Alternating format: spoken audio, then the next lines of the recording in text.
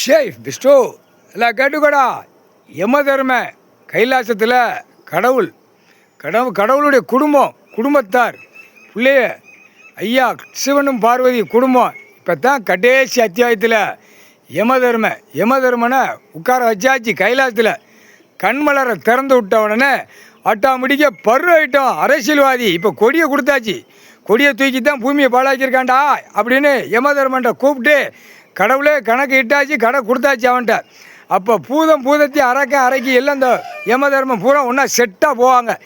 7 சனி 8 எல்லாம் செட்டாக போவேல பரு. ஏன்னா தமிழ்நாட்டில் ஒரு மஞ்சள் துண்டு போட்ட குய்மனை முடிக்கப்பட்ட பாடு பெரும்பாடு.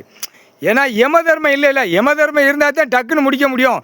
கடைசி அத்தியாயத்தில் யமதர்மனுக்கு இப்போ பவரை ஏற்றுதார். பவரை ஏற்றி அவனுக்கு வரம் கொடுத்து முடிக்க காளிவன்றா அப்படிங்கிற கணக்கில் அவனுக்கு எருவ மாடு பயணத்தை கொடுத்தாச்சு. இப்போ முடிக்க கைலாசத்துலேருந்தே பரு ஐட்டம் என்னென்ன சிக்கல் வருதுன்னு தெரியாது, என்னென்ன சிக்கல் ஓடுதுன்னு தெரியாது. கைலாசத்துலேருந்தே புரியுதா? கைலாசத்துலேருந்து என்ன சிக்கல் வரும், என்ன அடி விழும், என்ன நடக்க போகுதுங்கிறது தெரியாது. ஆனால் எங்களுக்கு தெரியாது. ஆனால் உட்காந்து யமதர்மனை உட்கார வச்சாச்சு கைலாசத்தில். முடிக்க என்னென்ன நடத்தானோ அம்புட்டு அந்த பருவ ஐட்டம் மூளை திரிச்சு ஓடுவானா அவனை பூரா காலி பண்ணிடுவார். ஒரு இடத்துல பெரிய கம்பெனி போட்டிருப்பான், அவனை வச்சு மூளை திரிப்பான், அவனை வச்சு அவன் தான் மெயின் சுவிட்சாக இருப்பான். அந்த சுவிட்சை காலி பண்ணுறா அப்படிங்கிற கணக்கில் வரையில் அந்த சுவிட்சை காலி பண்ணிடுவான் யமதர்மன். பொட்டாச்சிரா யமதர்மன் காலி பண்ணிடுவான். சிட்டி கிராமத்தில் எவன் பரு ஐட்டமாக உட்காந்து மூளை திரிச்சுக்கிட்டு இருக்கான் அவனை காலி பண்ணுறா. இங்கேருந்தே ஆர்டர் போகல.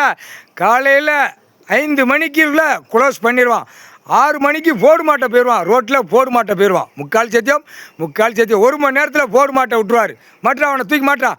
நீ வச்ச போர்டு அந்த இடத்துல ரோடு கிட்ட போட மாட்டான், தூக்கி மாட்டா. கண்டார ஒளிமனை தூக்கி மாட்டான்.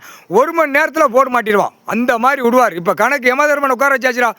கண்டார ஒளிமன் நடக்கலைன்னு காலை 2 பிளந்து போனான். கண்டார ஒளிமன் அவனுக்கு யமதர்மனுக்கு காவு கொடுக்கணும்டா.